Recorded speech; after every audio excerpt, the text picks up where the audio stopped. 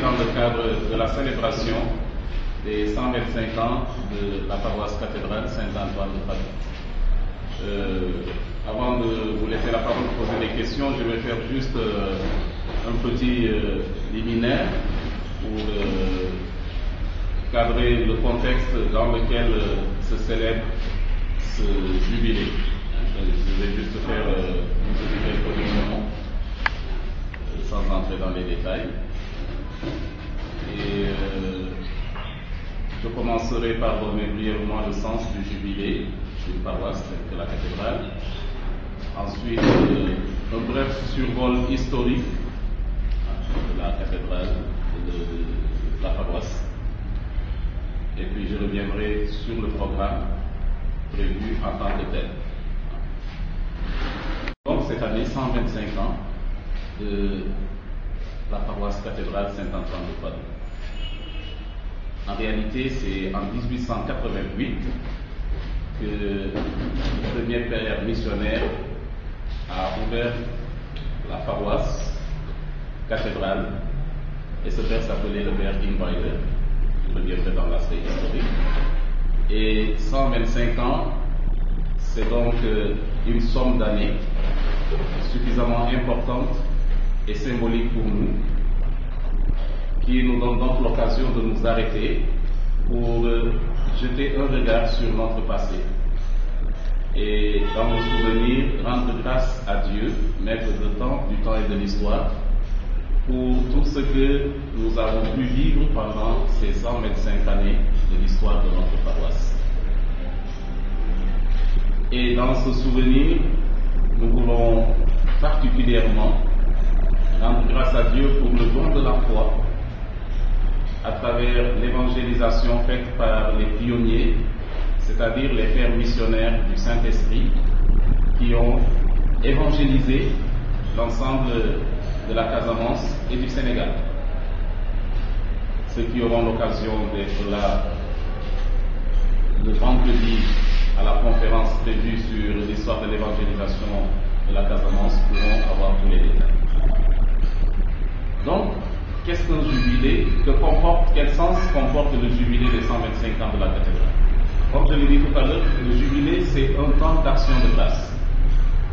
Un temps pour dire merci à Dieu pour la vie donnée pendant tant d'années, mais également un temps qui est une halte spirituelle pour nous permettre de prendre conscience de l'héritage reçu par nos devanciers, mais un temps pour prendre conscience aussi de notre devoir de transmission fidèle de ce que nous avons reçu. En l'occurrence, l'héritage de la foi, l'héritage de l'évangile et de toutes les valeurs inhérentes à l'évangile.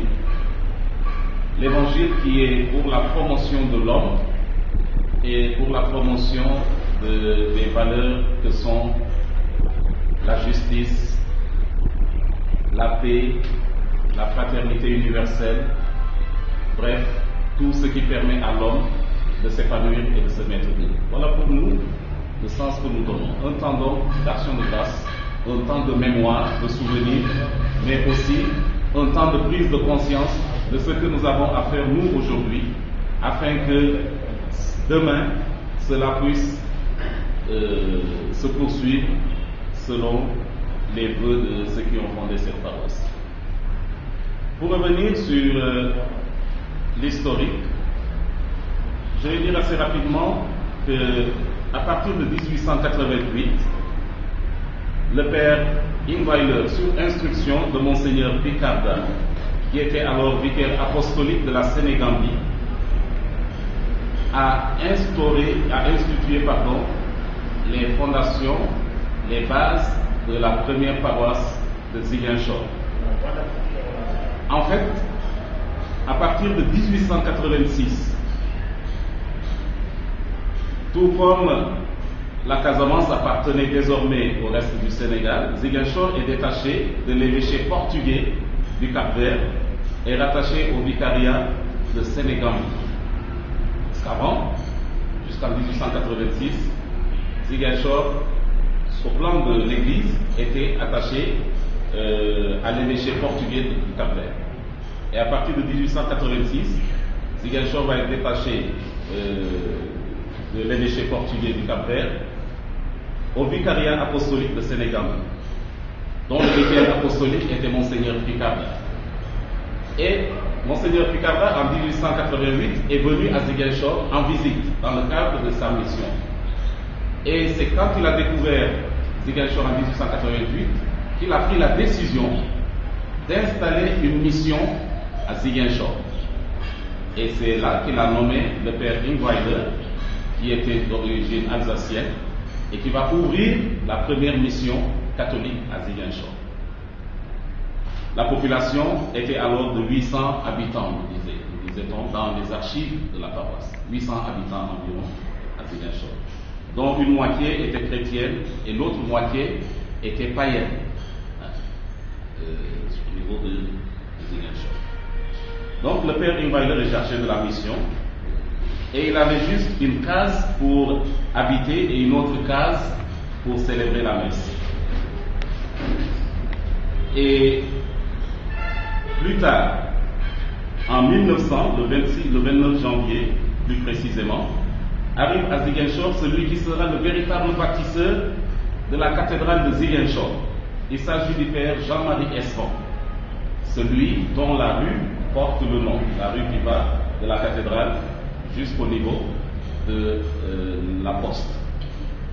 Donc c'est en 1900 qu'il va arriver, et c'est lui en fait qui est le bâtisseur de la cathédrale telle que nous l'avons aujourd'hui. La cathédrale qui a fini sa construction autour des années 1921. Donc c'est pas la cathédrale comme bâtiment en tant que tel qui a 125 ans, c'est en fait la fondation de la paroisse. Je vais préciser cela parce que les gens pensent que c'est la bâtisse qui a 125 ans. La cathédrale en tant que telle a été construite et a été finie autour des années 1920-1921.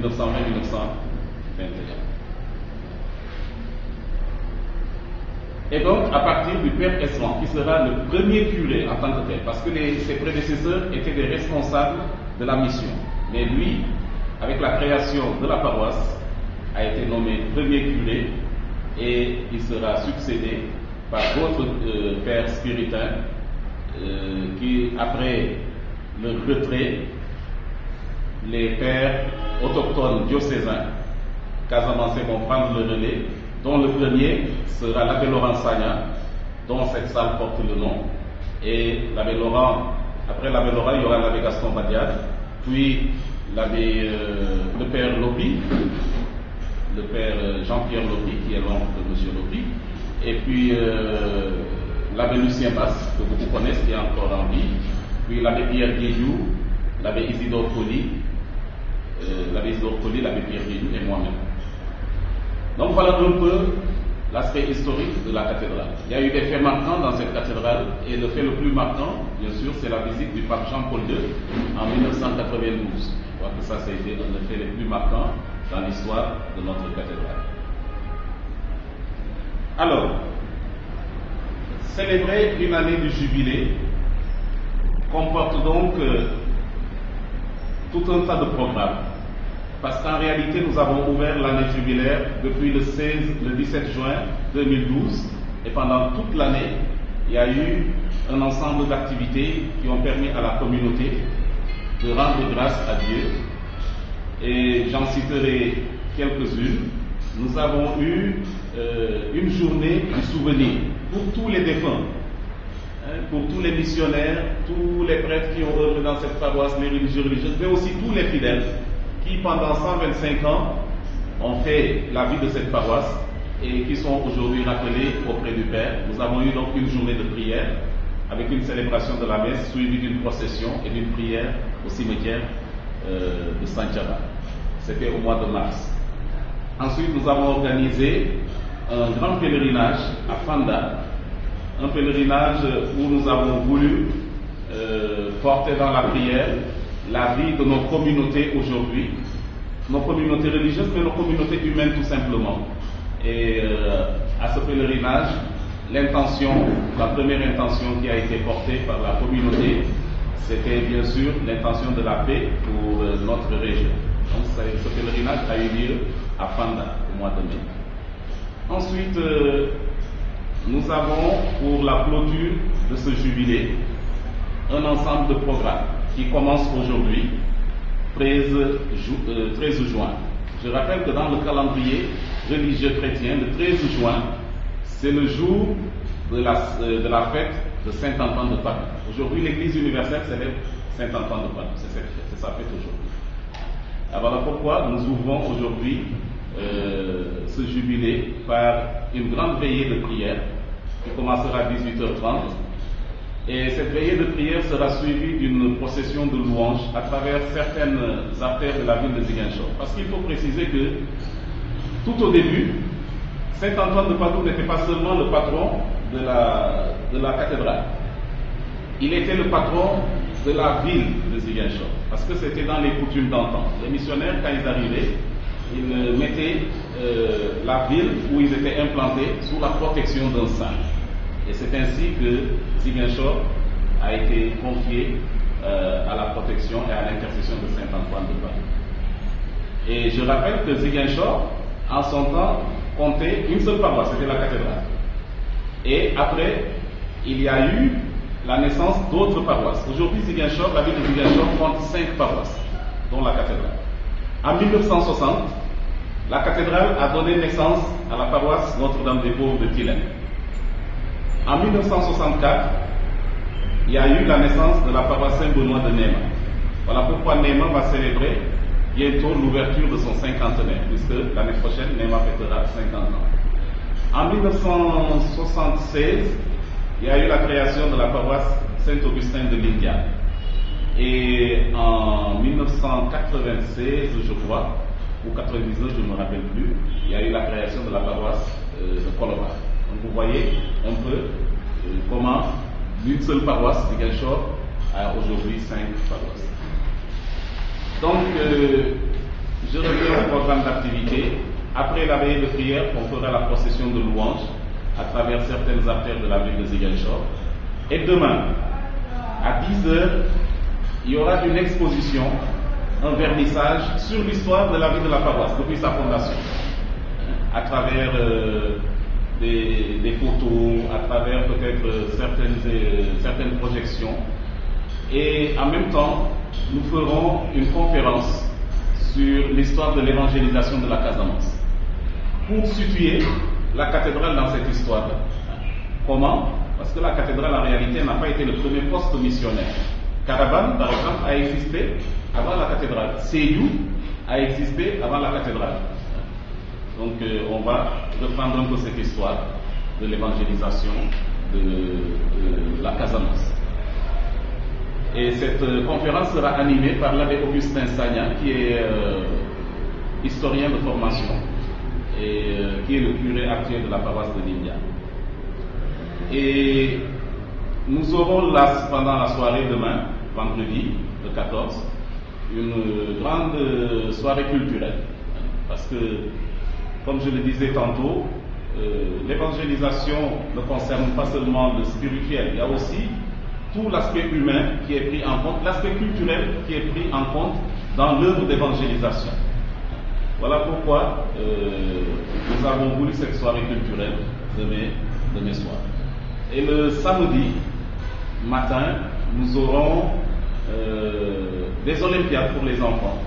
Donc les enfants, nous ne voulons pas qu'ils soient en reste. Donc nous allons leur ouvrir une plage pour qu'ils puissent aussi communier à cette joie de la célébration des 125 ans de la paroisse, parce qu'ils sont l'église de demain aussi.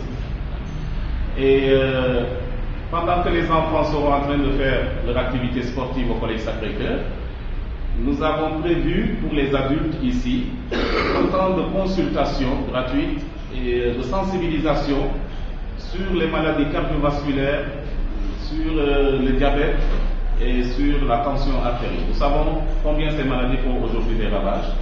Alors c'est aussi pour amener les gens à prendre conscience de tout cela et à voir comment améliorer notre santé personnelle et publique.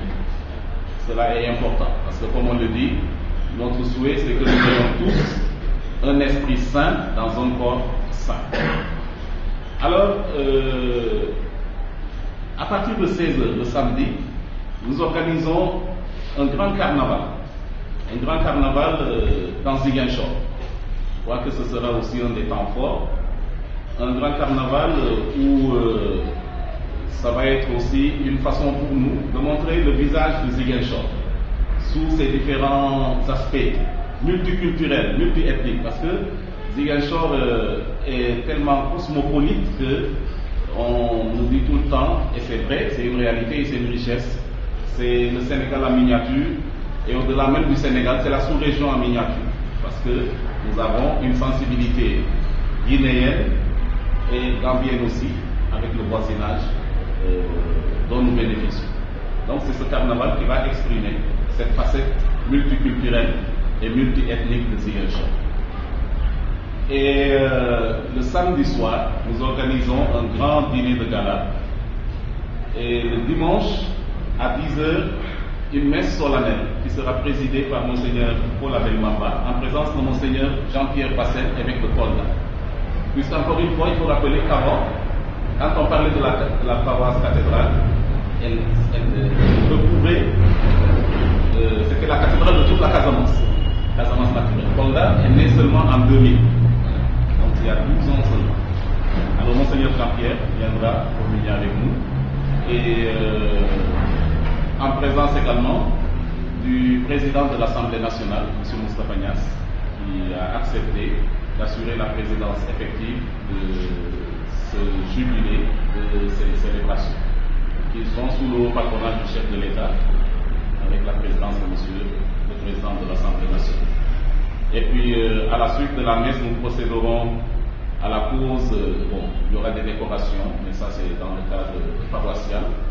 Et nous procéderons à la pose de la première pierre d'une grotte qui sera construite dans l'enceinte de la cathédrale, une grotte mariale, qui est offerte par les ressortissants de la cathédrale à Dakar.